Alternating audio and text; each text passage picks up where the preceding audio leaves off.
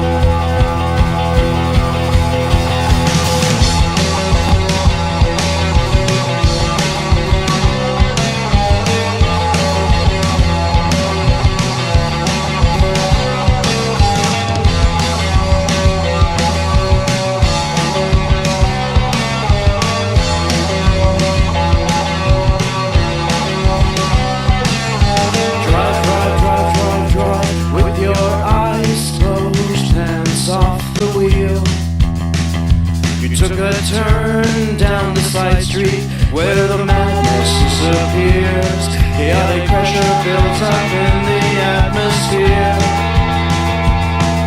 But after a short while the English becomes numb.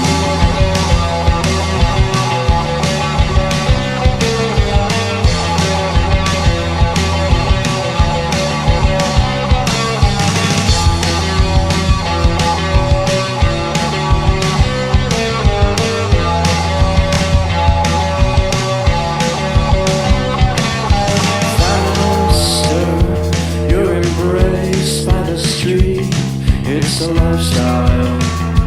As you shout, your lungs bleed, and though you feel medically sound, the perforating echoes bounce right off the ground.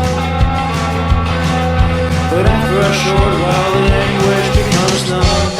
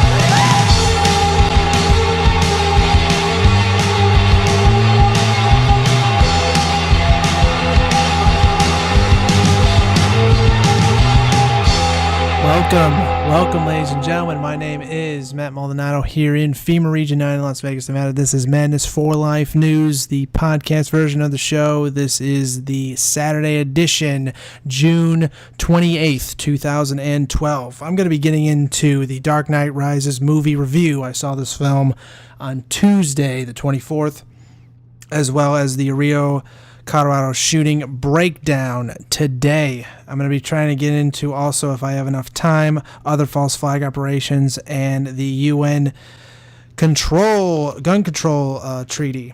If I don't go into that today, I'll go into that tomorrow. I think they're already voting on that. They probably voted on it yesterday, the gun control treaty. I think they probably did not pass it in the House. But I'm going to be getting into the Dark Knight Rises review. Now, I saw this film on Tuesday with a bunch of my friends, and I would have to say that first of all, why don't I get into this? I actually made a video about the review anyway. You can go to Madness Review on my YouTube channel, one of the links there, and watch that. I only did it for like comical relief. But anyway, I saw the film, and I would have to say it wasn't really that bad, except for the fact of the propaganda literally in your face. In the beginning of the film, it basically has Bane taking over a plane. By the way, there's going to be spoilers right here. In the beginning of the film, there's basically him taking over a plane and basically taking a scientist from the plane and making the plane basically drop down and crash. And he tells one of his followers, "Oh, they have to make sure that there's a body of the doctor. So you have to die. You have to die for us." It's basically like that thing of like the false flag operations where they go, "Oh, we have to make sure that there's a not a birth certificate. It was basically a what was that? Crap. It was the passports. We have to have passports at the bottom of 9/11 of the World Trade Centers. So that's kind of one of the things where they find the body. Oh, they found the body of the missing scientist, the physicist. And during the course of the film, that you see that Batman is older now. He basically is trying to be like a hermit, stay away from other crimes because there's not really much to fight anymore, since the fact most of the mob is basically in jail. You see Gordon becoming the commissioner, and basically he's about to step down. At the beginning of the film, they talk about Harvey Dent, and he was about to have a speech about Harvey Dent, the actually true story about him. But during the course of the film, we get introduced to the Catwoman that steals Bruce Wayne's stuff and just walks out because she doesn't really want his. I think she takes his jewelry. And instead, really, what she really was after was his fingerprints. Now, sorry about that. I was moving the microphone. Basically, what you the film goes on, and finally we get. It's very slow moving in the film. And then he starts to become Batman again, since the fact that there's already become kind of events that happen where the Bane character goes into a stock exchange place and shoots it up like he is against the stock exchange and wanting the stock markets to go down and stuff like that and implode. Basically like a libertarian type, or like Occupy Wall Street, because the terrorists are now Occupy Wall Street. And then you have this kind of they do a drill during this football game. There's a football game going on in the city of Gotham, which is New York. And what happens is Bane comes in there and starts blowing it up. It blows it up to the point where it traps the police inside this tunnel that they're trying to search for Bane. And he basically takes control of the city. And during the course of it, you actually basically see the city turn into like North Korea at some point of the film.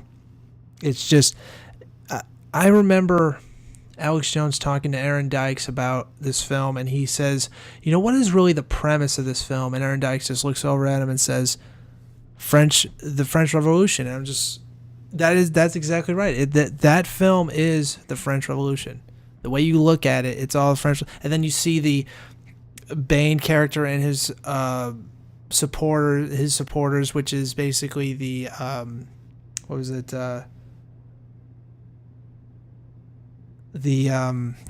What is their names again? The League of Shadows.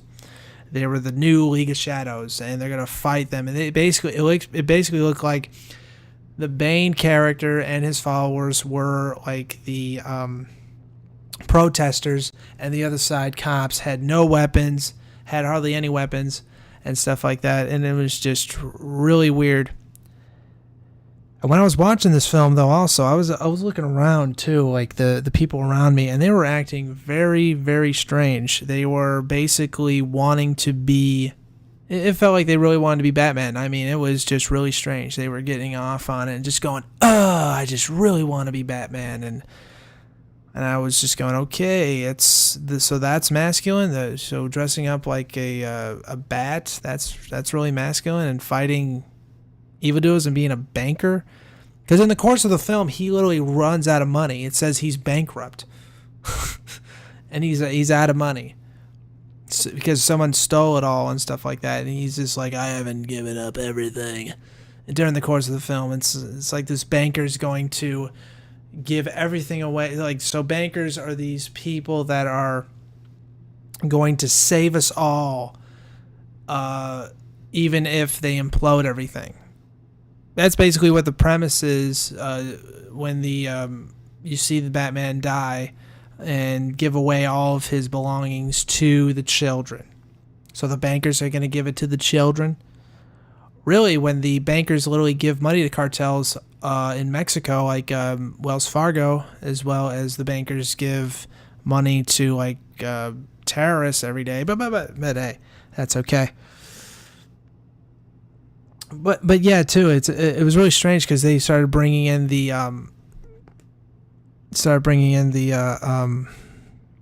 army on the streets and basically acclimating the people into this kind of police state type of theme, and getting you used to army on the streets and thinking that that's normal and stuff like that. And the checkpoints on the bridge. There's a point in the film where there was a checkpoint on the bridge, and if you pass that, they'll either blow up the bridge or they'll shoot you. And there was children there, so they're gonna kill children. Well, they burn the kids at Waco. That's their job. They even said that in front of Congress. They said, you know what? If it's moral and rightful, we'll just burn down children, burn the kids at Waco and the buildings, and torture them. Because hey, that's our job now. Well, they also killed children in like Iraq and Pakistan. I'm not saying all like troops are bad, but that's really what occurred. Actually, drones basically blew up a place in Pakistan and in Yemen, innocent people. But my point is the fact that the whole film was basically propaganda. They could have just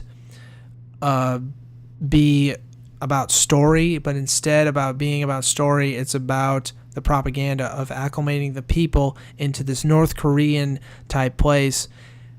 It's going to look like North Korea. They basically said if it's going to look like North Korea, if we don't have police on the streets, if we don't have troops everywhere, if we don't have, checkpoints everywhere, if we don't take away your rights, if we don't take away the guns, then there won't be order. Really.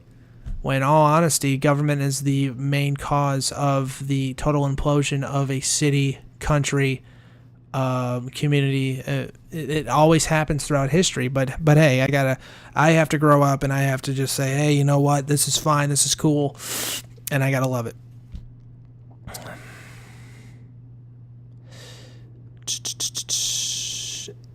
Well, the ending, I probably said the ending, but I don't really want to give it too much away. But it is really, really strange, and there's also a scene where Bane actually has a mask, and he can't really live without the mask, basically acclimating us into like transhumanism is good, and we have to be in these robotic type things. It's just really strange.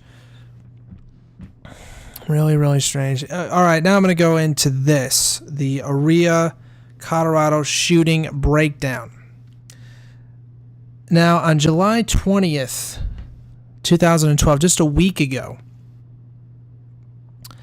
a man by the name of James Holmes kicked down a emergency exit of a theater during the beginnings of the midnight screening of The Dark Knight Rises and shot up a theater with dressed in all black, basically looking like Bane, having a gas mask on, bulletproof vest, tall, big armor, having flash grenades too, because I've heard that he also had flash grenades.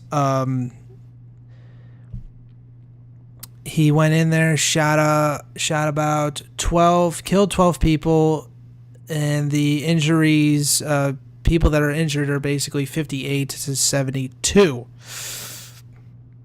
And it killed also children there.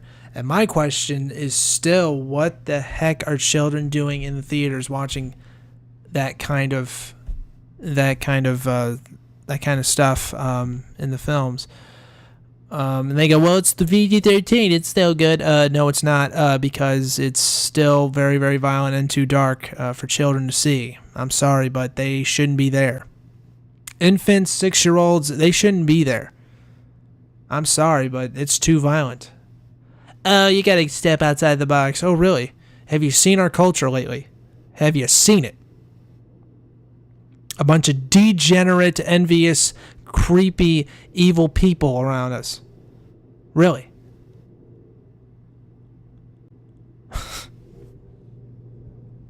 But hey, I'm digressing. Continuing here. And I think during the course of it, he also had like an AK-47 and was it 5,000 rounds of ammunition, and just started shooting. I don't think he even targeted anybody specifically. He just started shooting, and then later on he left. Police were immediately on the scene during the shooting. I mean, they were so quick. I've never seen police or even heard of police actually going on the scene that quick. And later on, basically minutes after the attack, and when he leaves after the massacre, he was picked up. Now, something's very strange here. Why did he get picked up that quickly? You know, how did he get picked up? Well, what? He just gives up. I'm sorry. There was a shooting basically in L.A. If anybody's ever seen that shooting, there was a shooting in L.A., I believe, at a bank, and they basically were all full of armor, and they basically shot up the entire bank, killing people, as well as doing a shootout with police. I believe, I forgot what that was called, because I saw it on also America's Shocking Videos with the police. Police video, amazing police videos. That was on that was usually on Spike TV or like TNT or whatever channel. Oh, True TV. There's also that. But I don't watch TV anymore. But anyway, I really think that it was a setup, because the man that you see in the courtroom, because later on when you see him in the courtroom, he's just all... well, anyway, I'm going to go back to that. I'm trying to do this here. Oh yeah, then later on, they call his mother. They say, hey, we have this man called James Holmes. He has red hair. He's 6 foot. Is this your son? She goes, yes, you have your man. And she just hangs up the phone. They just hang up the phone on her. And she go, wait a second, I didn't say that you got your man, that he's the killer. Because they later on said like, oh yeah, his mom said that he's the killer, and I knew he was going to do that. And also, prior to them picking him up, I forgot to say this, that he says, oh, by the way, don't go in my apartment because my apartment's full of explosives. In the worst part of town, it's full of explosives. But, hey, that's okay. Full of explosives that if you actually walked in, it would trigger it and blow the whole apartments up. It took them at least 3 days to untrigger it.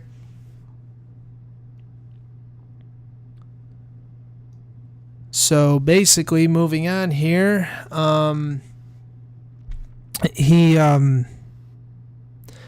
it later came out that there was also eyewitnesses stating that there was multiple shooters, and they were using flash grenades and other forms of what the police use.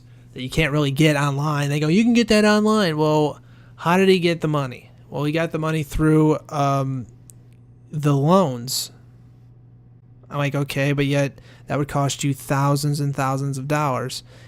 Even if you were in an apartment, it still would cost you more. You basically would have to have another job in order to get that type of equipment. Even if you had to build that stuff, it still would have cost you more money. But hey.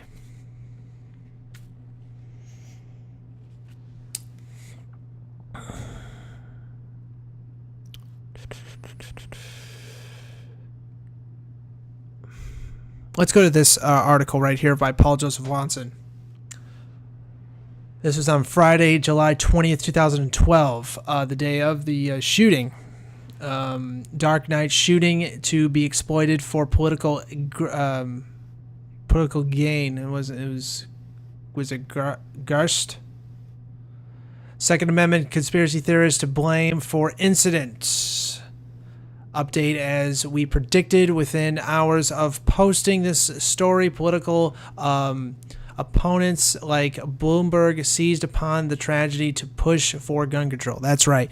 They did the same thing with the shooting in Columbine in Littleton.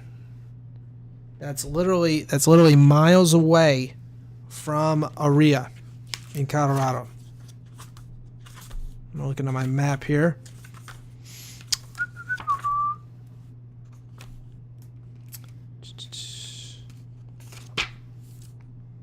Yep, Littleton right there. There's Aurora and there's Littleton. And Columbine is literally a little bit more away from Littleton. It's like around there. Yeah. All right. And prior to that, they were basically having another gun ban law during the Bill Clinton administration. And they had to add another Oklahoma City or something, so they had a shooting at a school that later came out that the school was involved, that the State Department was involved in it. But hey, that is just okay. Continuing here. Update: Dark Knight Massacre to pass UN gun ban. Because there's still, I think they voted on it yesterday. I don't know what was the results of that that bill. Within hours of the tragic shooting in Aurora, Colorado, at a screening of the Batman movie, the political machine is already gearing up to exploit the incident as a tool to demonize the Second Amendment and characterize Americans who are against big government as extremists. That's right, because now they're going to not only go after the Bible pushers and the ones that have opinions on gay marriage, they're going to go after those that are for the Second Amendment and for our Constitution and against big government. They're going to go after libertarians, conservatives, and those that just want to, I don't know, live in America freely and protect themselves from armed assailants, just like that old man that was later, it was actually, I think it was after the same time as the shooting in Aurora, where he defended other people in a, what was it? It was in one of the convenience stores, and they came in and tried to rob the place, and the guy actually shoot him away, and he had a concealed carry, but hey, that's just all right. Continuing here, a 6-foot-tall man dressed in black body armor and wearing a gas mask burst through an emergency exit door at the theater during a midnight screening of The Dark Knight Rises Batman movie before making his way up the stairs and shooting people at random, according to reports. The man also apparently set off a smoke or tear gas bomb, killing at least 14 and injured dozens more. They say 12. Some people say 14 people died. And most of those people were actually men actually trying to protect their girlfriends. But hey, they're never going to talk about that. And that's why they have to grandstand and actually go up there and start fake crying and stuff, going, my prayers go out to them. And it's like, yeah, right. Like, you really care about those people dying. Really. And I know people are just going to say, hang that guy higher. Well, that guy, first of all, was a part of some operations that they were going to do for false flag attacks. And by the way, they were doing an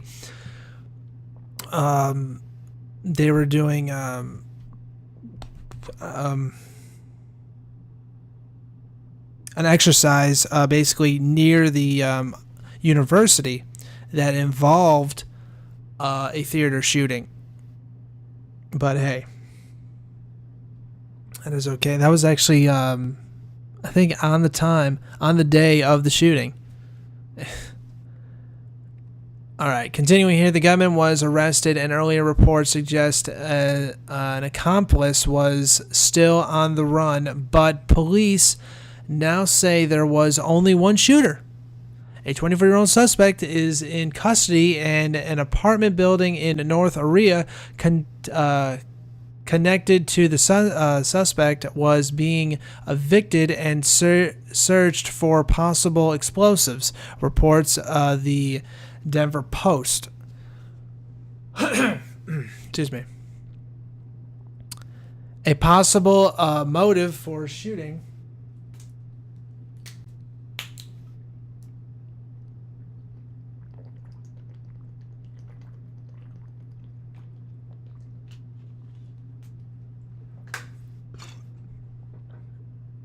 Excuse me, I'm trying to get a drink here.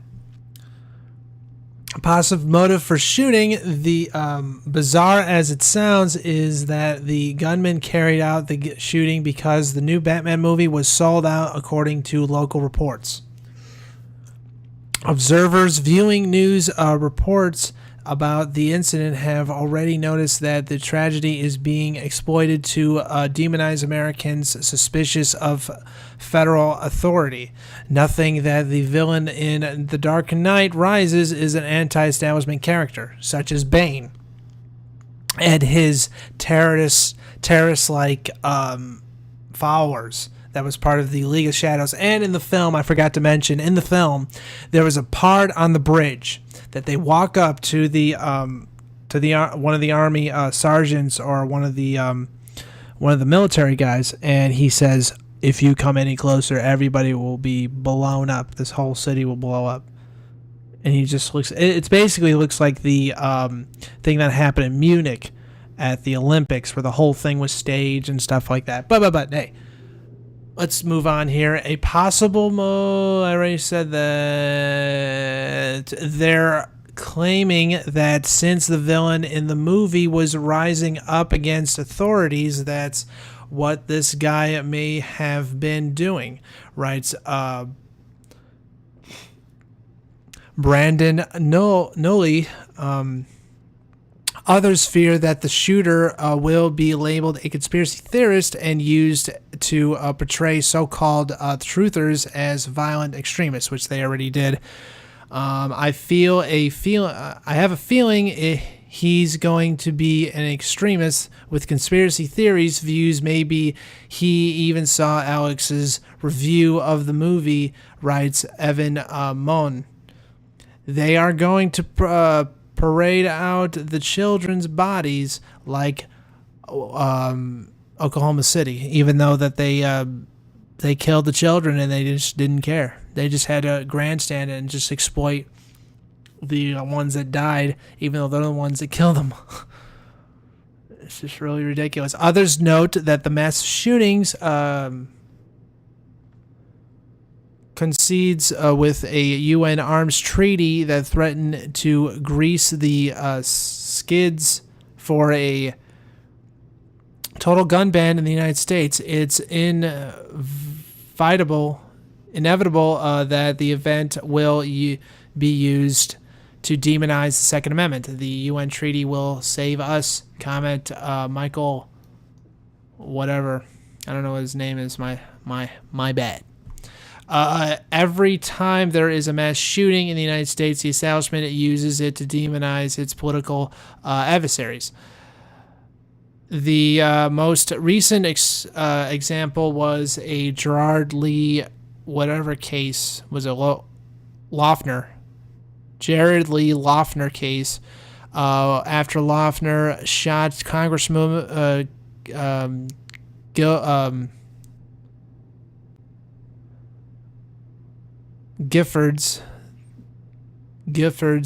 the media instantly launched a smear campaign installing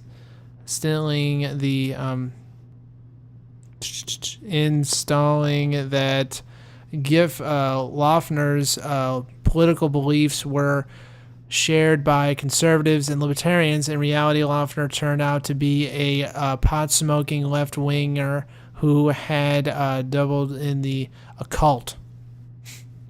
Just like this guy right here, James Holmes. They say that he was a libertarian, and then later came out. It's like, oh, he was a liberal. What? Why you demonize all? It doesn't matter. We're just gonna demonize you anyway. Just gonna be fun, and it's the way it's gonna be. Now let's jump ahead here to one of these things that there was a second shooter. I have to find that article. Where are you?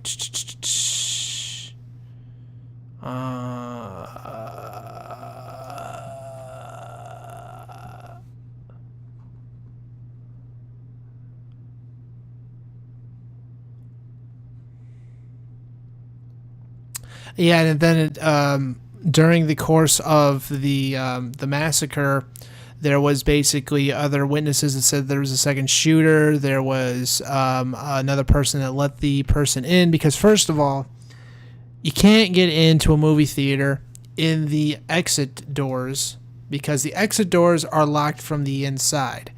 And by the way, you can kick it as hard as you can. It's a steel door. Good luck of kicking that door open. You actually need a battering ram, a big battering ram, just a you need like 4 guys in order to kick that door down.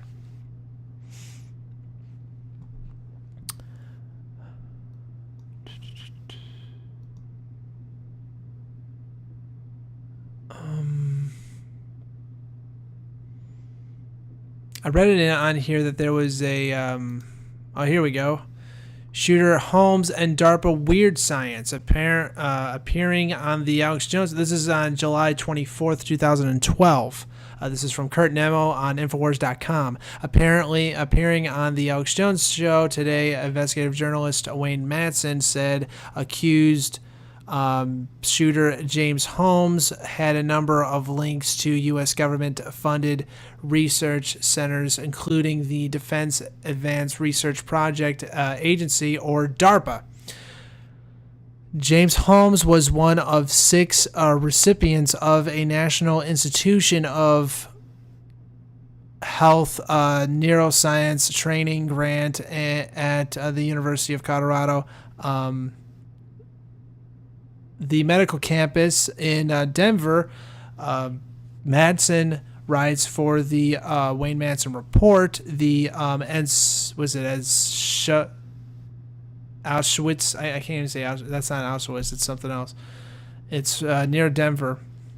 Medical campus is on the recently decommissioned site of the U.S. Army's the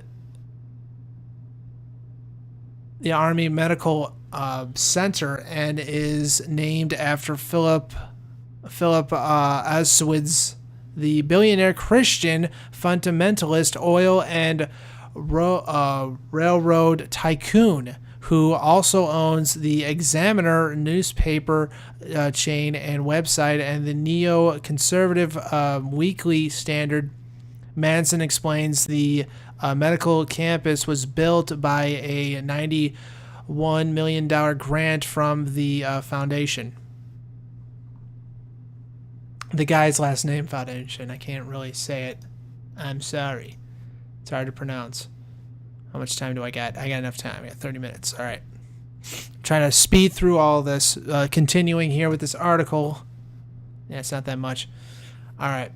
Holmes also worked as a research assistant intern at the Salk Institute at the University of California at San Diego in La Jolla.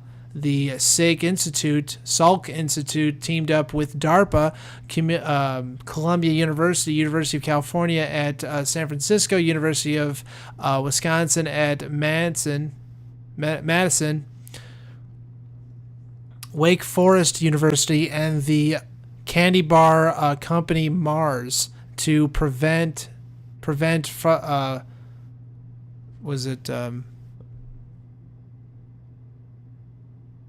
in combat troops through the enhanced use of apictechnolia? I can't say that. I'm sorry. Blood fuel increasing and blood vessel dilating antioxidant full found in coca and potentially in dark chocolate, according to Manson's research. You can find the article at Infowars.com, by the way, if this doesn't really... Because I'm trying to read this, every time I read it out loud, it doesn't really sound right, but you can go to Infowars.com, just type in Shooter James Holmes and DARPA Weird Science, where he's a part of the DARPA. He works with DARPA in the university. Now, continuing here, the DARPA program was part of the military's Peak Soldier performance program, which involved engineering brain-machine interface for battlefield use and other bionic projects. In addition, James Holmes' father, Dr. Robert Holmes, worked for San Diego-based H&C Software Incorporated, a company that worked with DARPA to deploy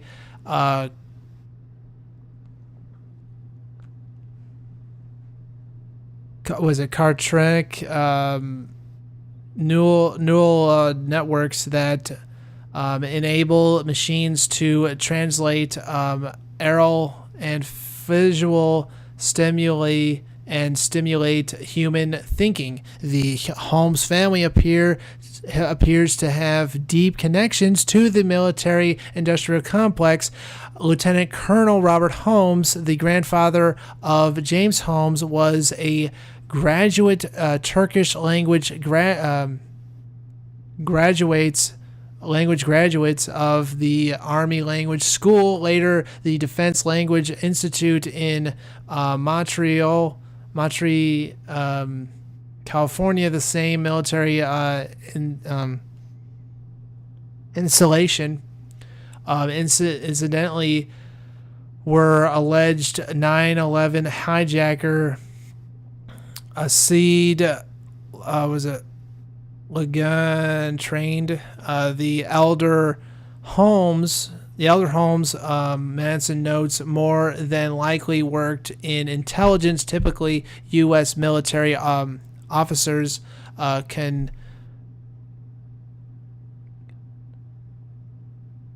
converts in Turkish, served with either the Defense Intelligence Agency or the Central Intelligence Agency at either the U.S. ambassador in Aurora or the Consul General in Istanbul, or both, he writes.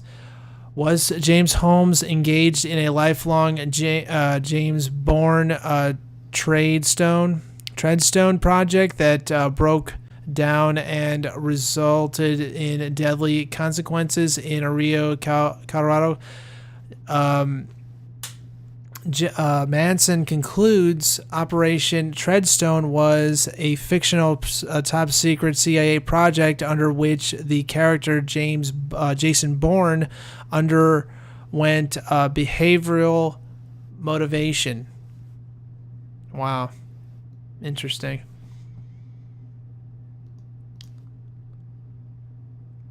Also said that he was part of a different type of a different type of thing as well in the university. Another different project. There was another one. Another false flag attack appears. Here's how to protect yourself from the and your family. There was another one that I had. Where did it go? Oh yeah, and after the that shooting happened, the gun sales went through the roof.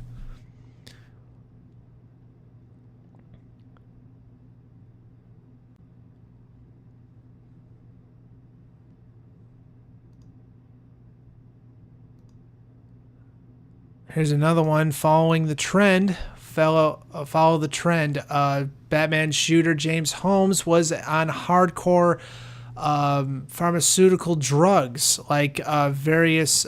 This is from Infowars.com. Again, this is on July 24th. This was public. Anthony, was it? I can't say the last name. Sorry about that, Anthony. Like various Massacre shooters before him, the notorious Batman shooter James Holmes is now reported to have been taking hardcore pharmaceutical drugs. In Holmes' case, they happen to be the very same drugs that ultimately led to the early death of actor Heath Ledger. With a fix for alternating his state of mind, the Batman shooter have heavily hooked on the prescription painkiller Vitakin. Holmes even reportedly dosed up on a pharmaceutical coke trail just before the shooting. Side effect of Vitakin use even at recommended levels, which Holmes likely far exceeded, include alternate mental states and unusual thoughts or behavior, while also abusing the same prescription pharmaceuticals as Heath Ledger, who played the Joker in a previous Batman. Oh, and by the way, Heath Ledger was also on big-time sleep medication to try to get him to sleep, but yet he took too much. Oh, and by the way, the medication he got was from one of the Olsen twins, by the way, that later came out. But that's a different story.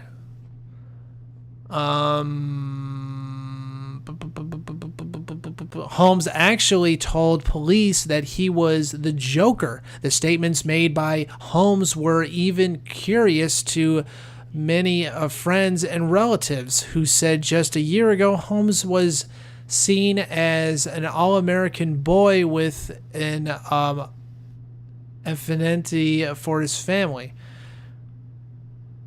It appears what changed was the Batman shooter's decision to begin alternating his mind state with prescription drug abuse which may have far extended beyond painkillers and potentially include psychotropic drugs, the very same drugs that almost every single massacre shooter have taken. Or they give it to them. On his online dating profile, Holmes refuses to answer the question as to whether or not he uses drugs, to what extent. In response to the question, Holmes writes, "Prefer not to say." Batman shooter on drugs deadlier than cocaine, heroin combined. Prescription painkillers alone have been shown to be even deadlier and more damaging than many illegal drugs. In 2008, more Americans died from pharmaceutical painkillers than illegal drugs like cocaine and heroin combined. Going even further,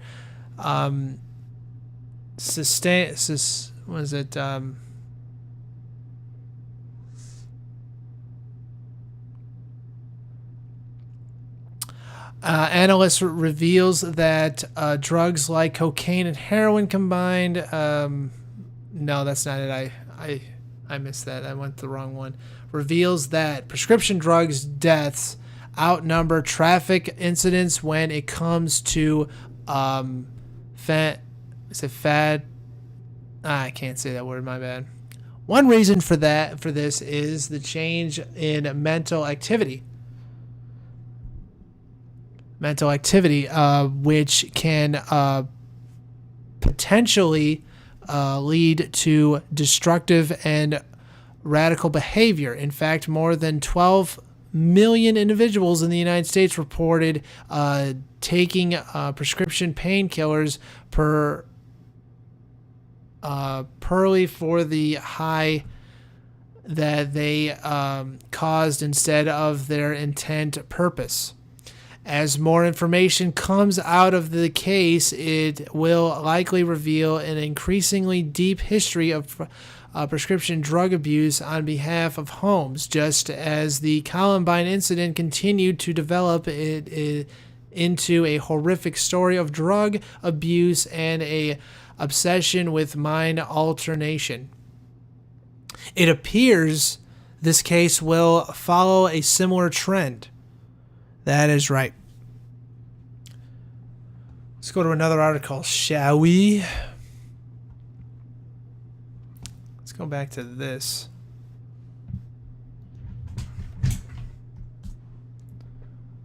Because for some reason I miss Michael Moore pleads for more gun control after the blame Alex Jones.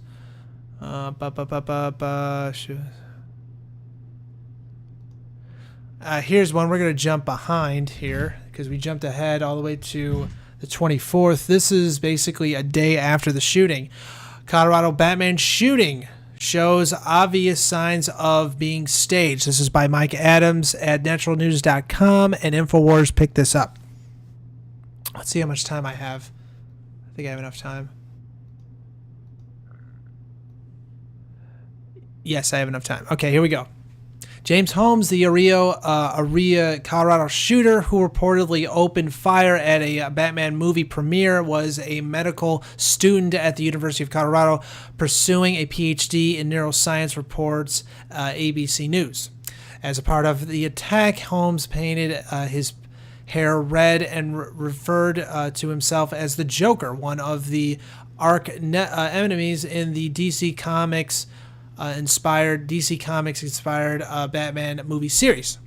According to news reports, this sudden violent rampage was completely out of character for Holmes, who was described as shy. The New York Times is now reporting Billy Corga, was it? I can't say it. Billy something or other.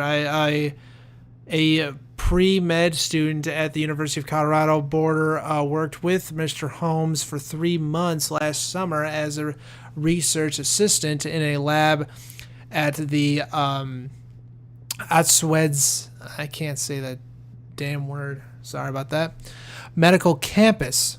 Mr. Karmaka said he was surprised to learn Mr. Holmes was the shooting suspect. It was just shocking because there was no way I thought he could have the capacity to commit an atrocity like this, he said. At the NewYorkTimes.com, it says he spent much of his time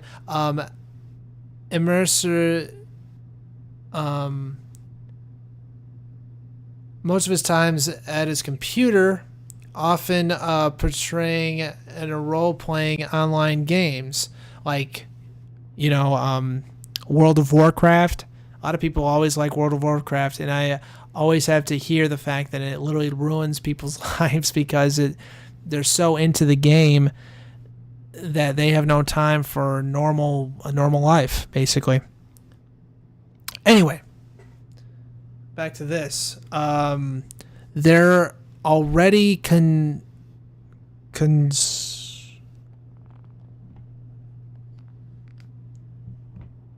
it already, what am I doing here? All right.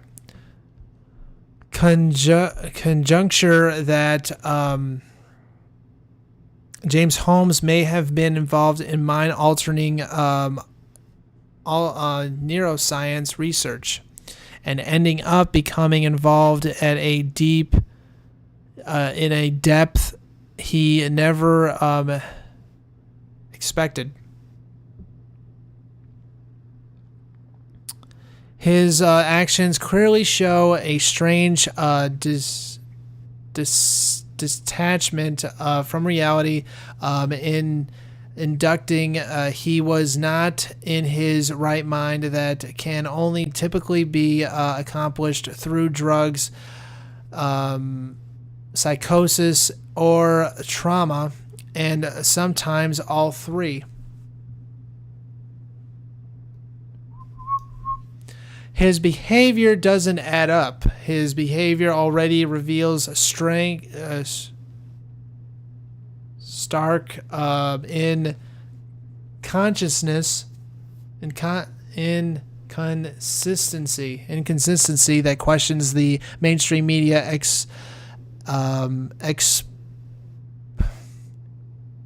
explanation of events.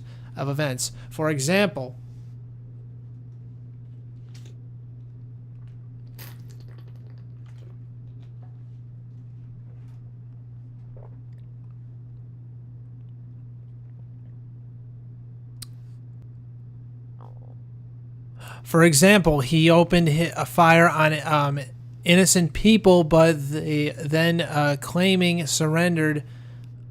calmly surrendered to police without resistance. This is not consistent with the idea of killing everyone. Oh yeah, and by the way, I will have to remind people of the shooting in San Diego or Los Angeles with the bank, and with these guys in full body armor with a mask on, with AK-47s, shooting up a bank, killing people and killing police. Did they give up quietly? No, they didn't. It was a man and a woman shooting them, and I should research that. I think they're also in the same boat. But let's continue here. Furthermore, he then admitted to police that his apartment was booby-trapped, then explosives. If you were really an evil-minded joker trying to kill people, including cops, why would you warn them about the booby trap in advance? It doesn't add up. Holmes was taken into custody shortly after the shooting, police said, adding he didn't resist when he was arrested. Reports at a local CBS News affiliate. That was in New York, CBS Local. After his arrest, Holmes told police about possible explosives in his residence. Someone said, was it Oates? Yeah, Oates said when police searched his apartment, then discovered it was booby-trapped and vacated surrounding buildings.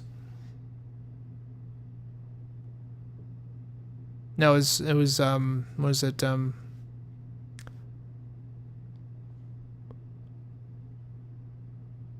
Police said Oates said bomb techniques are determining how to disarm flammable or explosive material in the third-floor apartment. He said police could be there sometime. None of this checks out. If you were a killer bent on causing mayhem, why tell the police about your surprise bomb waiting for them back at your apartment? Holmes was clearly provided with extraneous gear.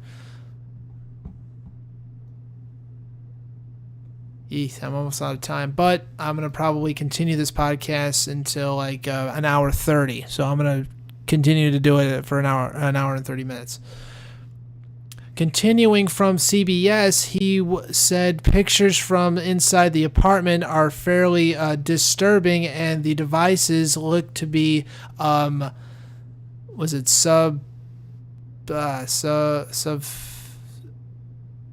adding the booby traps were, I can't say the word, I'm sorry. Booby traps were something I've never seen. One rifle, two handguns, a knife, I think it was like a sword almost, like a Bowie.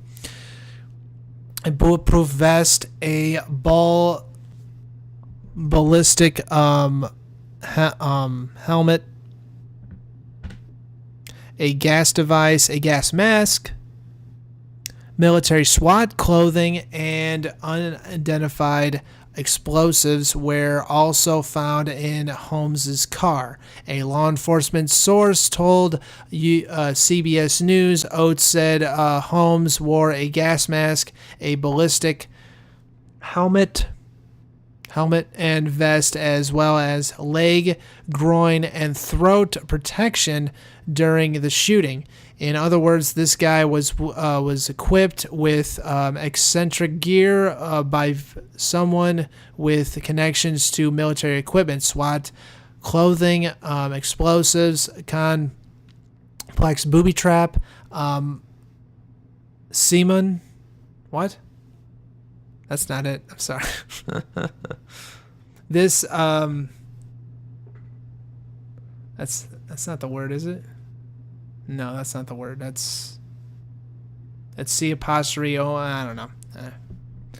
Sorry about that. This isn't a lone gunman. This is somebody who was selected for a mission, given equipment to carry it out, then somehow brainwashed into getting it done. Now, if anybody thinks otherwise, thinking that for some reason that he had the money to get this equipment, I'm sorry, but if you're paying rent and paying for classes for the grants that you're getting, I'm sorry that you don't have enough money to buy that kind of equipment. No, you're not. If you think that's the case, I'm sorry, no, that's a negative.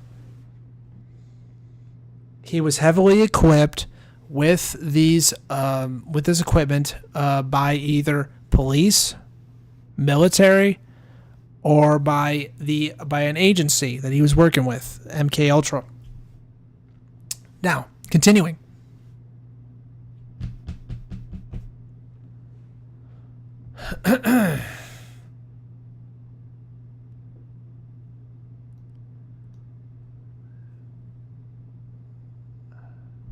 Continuing here, I'm trying to find out where I'm at. In other words, this guy was equipped with gear with connections to... Oh, okay. Aurora Police Chief Don Oates said Holmes' apartment is booby-trapped with a maze of flammable devices. It could take hours or days for authorities to disarm it, reports Yahoo News in the sports section. Why is that in the sports section? This is not your run-of-the-mill crime of passion. It was a carefully planned, heavily funded, and technically advanced attack. Who might be behind all this? The FBI, of course, which has a long history of setting up and staging similar attacks and stopping them right before they happen. See 4 document stories on this fact. This is on Natural News, which is one of them is called. New York Times openly admits domestic terror plots mastermind by the FBI. That was on naturalnews.com. Another one from naturalnews.com is FBI entrapment techniques questioned in web of phony terror plots and paid informants. Another one is called FBI nubs 5 mastermind geniuses after teaching them how to blow up a bridge in Cleveland. This is Mike Adams from the naturalnews.com. That was from the Mike Adams there. Continuing here with this article, I'm going to continue this and I'm going to end it very soon. I got 5 minutes. I don't know if I'm going to be able to finish all this in 5 minutes. Possibly not.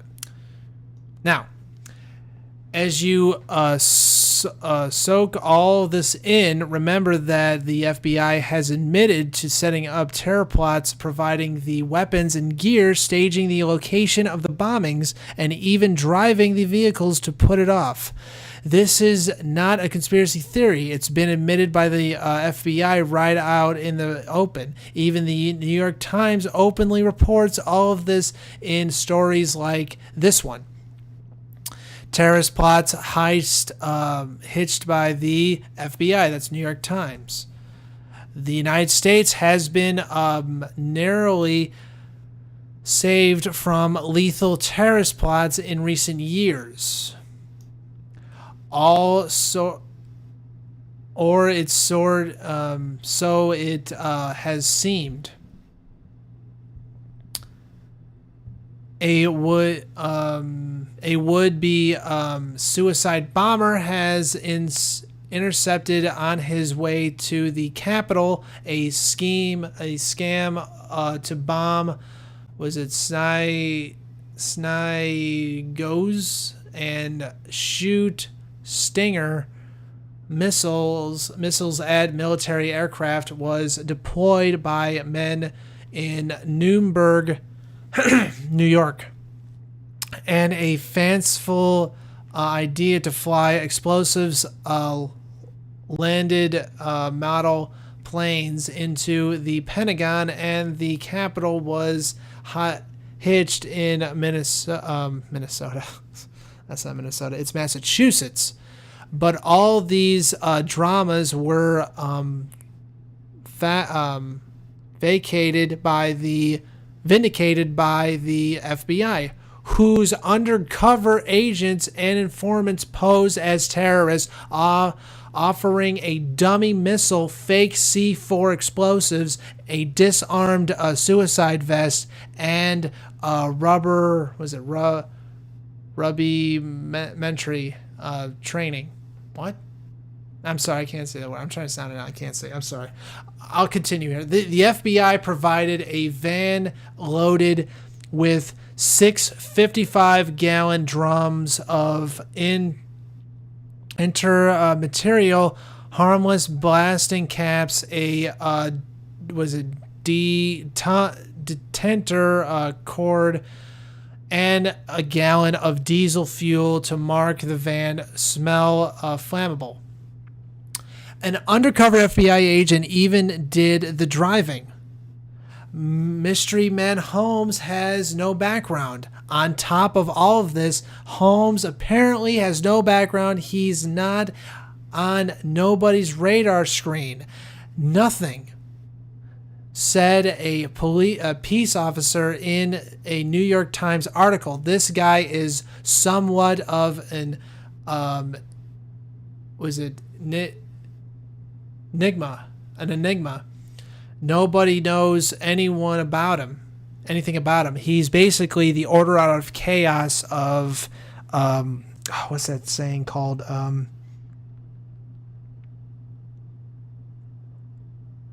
I can't say. I'm sorry. Look up the Dark Knight link of the movie. He does the review of the movie, and he says it in that review. Now, continuing here.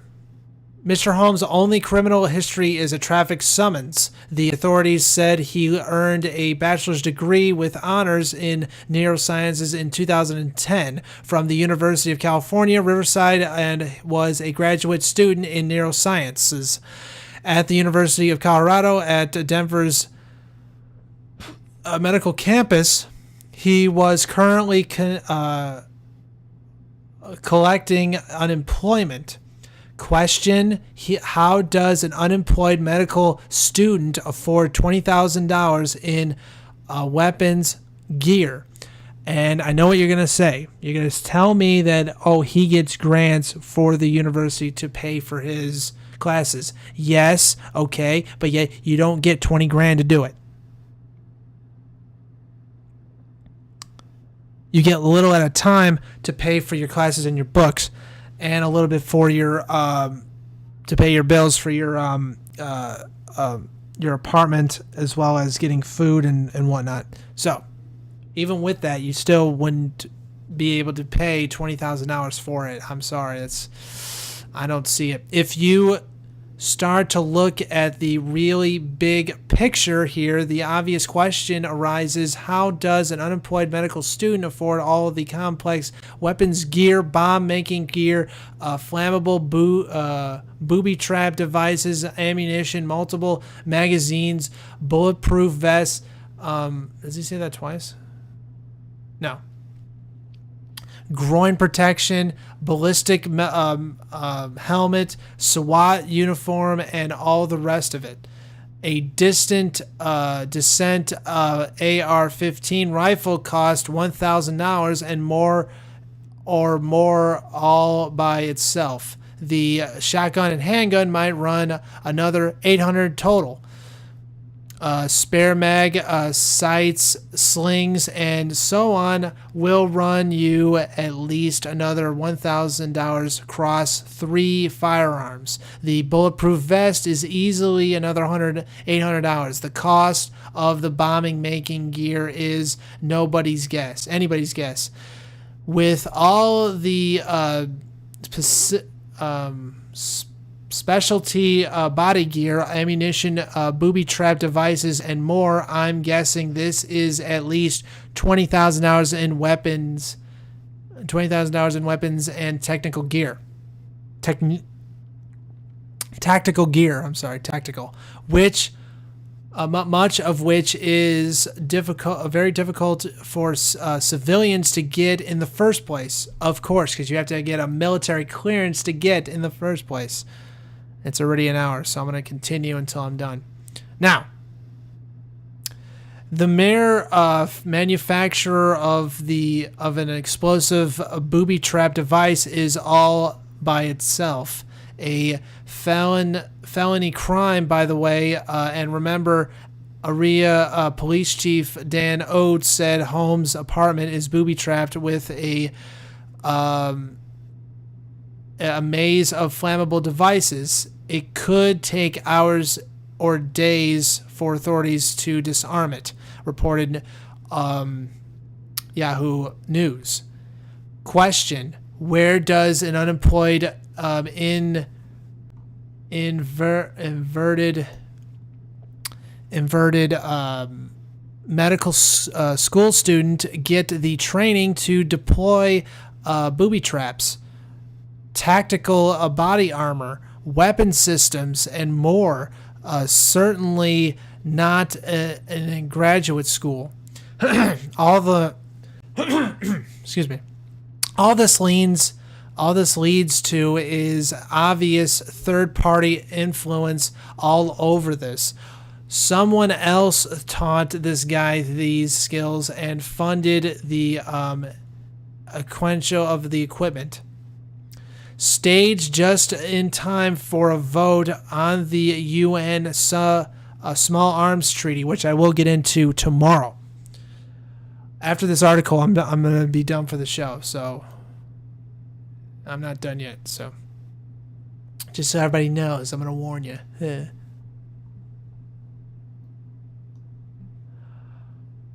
More and more, the shooting is looking like a plot. Sorry, I can't even sound it out. Staged by the government itself, much like Operation Fast and Furious, pulled off by the ATF. At naturalnews.com, you can actually find the link, and it says U.S. government openly admits arming Mexican drug cartels with 30,000 firearms, but why? That's from Mike Adams at naturalnews.com. Continuing here, which helped smuggle tens of thousands of guns into Mexico for the possible of causing gun violence in the United States, and then blaming the Second Amendment for it. And killing basically Mexicans there and continuing to destabilize Mexico, but also in the end blaming our Second Amendment and the people of the United States when the people of the United States have nothing to do with it. It was all the ATF. And anyway, All this looks like James Holmes completed a mission and then claimingly ended that mission by surrendering to police and admitting everything. The mission, as we are now learning, was to cause as much terror and mayhem as possible, then to have that multiplied by the natural media at actually the right time, leading up the UN vote next week on a global small arms treaty that could result in confiscation across America. And a lot of people keep saying they're not going to confiscate weapons. Yes, it does. They actually have the research on Infowars.com, and I think they also have the link to the PDF of the treaty that says they want to confiscate guns. And not only that, handguns and semi-autos.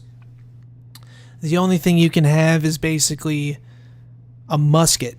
You can't even have that. You like nothing. You'll all be disarmed, just like in Louisiana, which was illegal, by the way, to do that.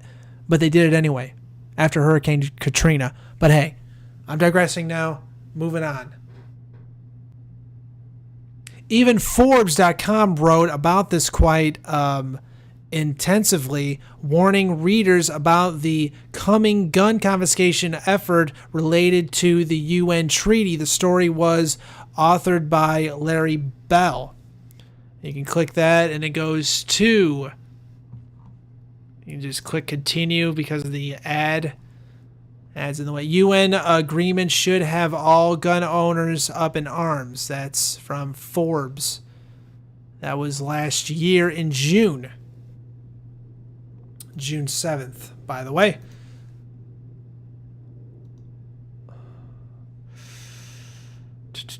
And says the UN treaty could override our national sovereignty and in the progress provide license for the federal government to assert preemptive power over state regulatory powers guaranteed by the 10th Amendment in addition to our Second Amendment rights.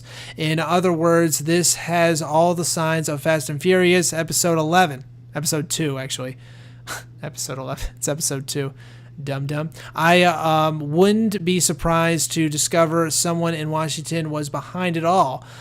After all, there's no quicker way to disarm a nation and take total control over the population than to stage violence, just like they did in Germany with Operation Himmler and the incident in Poland where they dress up Polish people and make it look like they dressed up prisoners of Poland and basically dressed them up as Nazi soldiers, Polish soldiers, and said, see, they attacked us, even though they only have weapons such as just like,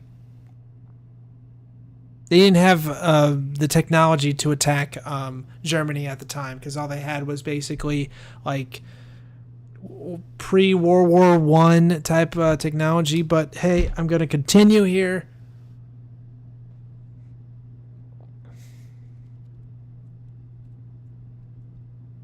Blame it on firearms, then call for leaders to do something. Such calls inevitably end up resulting in gun confiscation. And it's never too long after that before government genocide really kicks in, like we saw with Hitler, Stalin, Pol Pot, Mao, and other tyrants. Governments routinely murder millions.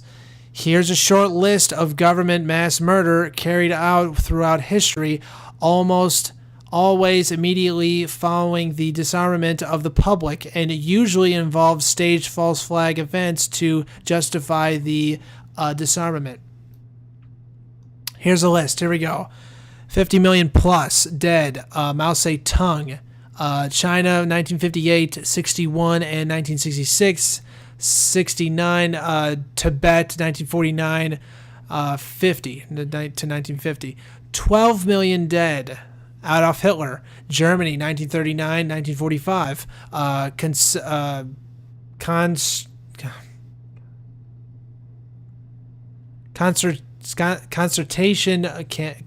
camps. Concentration camps, civilian deaths, and dead Russian POWs. 8 million dead. Leopold II of Belgium, Congo, 1886-1908. 6 million dead. Joseph Stalin as USSR, 1932-1939. 5 million dead.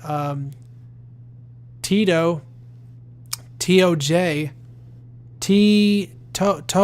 there we go. Tojo, Japan, 1941-44. 2 million dead. Was it Enfer? Ismail Enfer, Turkey, 1915-22. 2.7 million dead. Pol Pot, Cambodia, 1975 to 1979. 1.6 dead. Kim Il Sung, North Korea, 1948, 1994. 1.5 million dead. It's Ethiopia. Assaultu, 1975, 1978. 1 million dead. Guan Biafra. That's Biafra. What country is that? I can't look it up right now. Crap. 1967 to 1970. 900,000 dead in Afghanistan, 1979, 1982. 800,000 dead, Rwanda, 1994. The source of this is the, is it Scarafria? I can't even see these damn words, man. I can't say the word. I'm sorry, I can't even say it. Death by government, Hawaii.edu, power kills. A monopoly of force in government is far more dangerous than a crazed lone shooter. I'm almost done here. So, yes, James Holmes and other crazed shooters kill a number of people each year in random acts of violence. It's horrifying and wrong, but it's nothing compared to the millions of lives that governments tend to destroy when they gain total power over the populace. The most dangerous thing in the world, it turns out, is not a crazed person with a rifle. It's a government with a monopoly of force over the entire population. Indeed.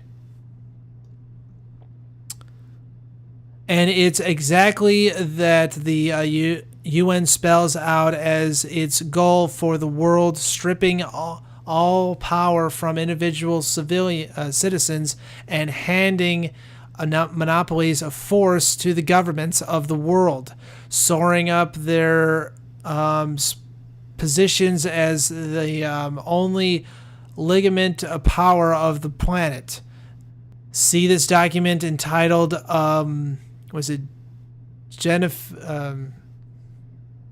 Geneva Center for the Democratic Center of Armed Forces, DCAF. Naturalnews.com. As this document reveals, a table entitled Governance Solutions for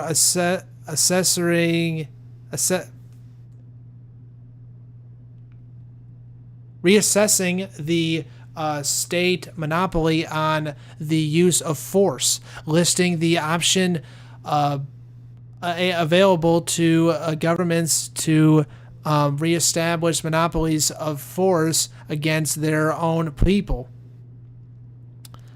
Reestablish state monopoly ownership of WMDs, weapons of mass destruction, safety inspectors provide business activity, justice and execution, deadly deadly force,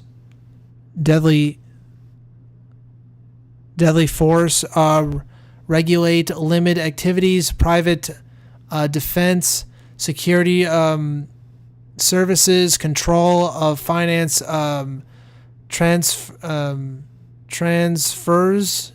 financial transfers, export controls, transport and infrastructure, transport and infrastructure safety, environmental impact. Increasingly, that document also describes terrorism in a way that perfectly matches the Aurora, Colorado Batman movie theater shooter. Terrorists aim to spread panic and fear in societies in order to achieve political goals, be they based on right or left or right wing, social revolutionary, naturalistic, or religious ideologies. They are organized in a clandestine way, most often in small groups and cells, typically strategic means including kidnapping, hostage taking,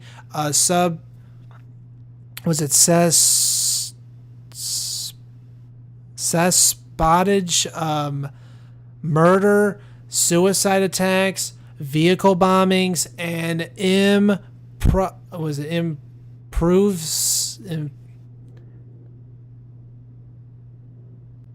improved explosive devices.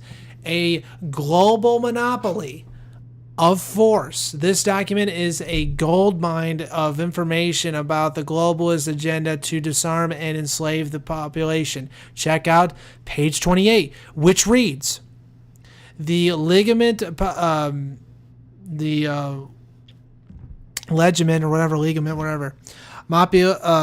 monopoly of information about the globalist agenda to disarm and enslave the that's not the I'm reading the other paragraph, my bad. Of force, monopoly of force should not be limited of the nation state, but should be based on the local, national, regional, and the global level.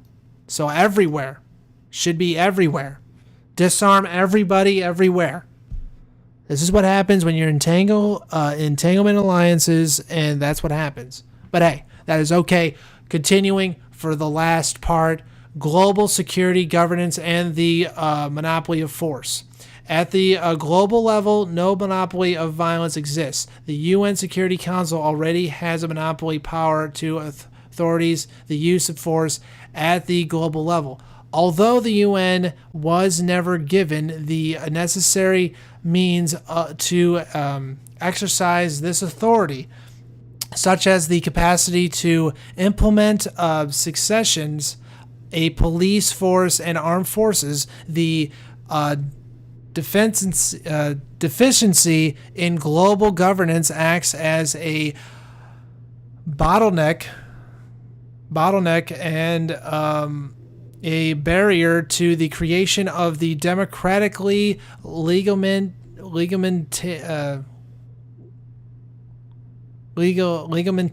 monopoly of violence that is globally required. This story gets deeper, doesn't it? Watch for more analyze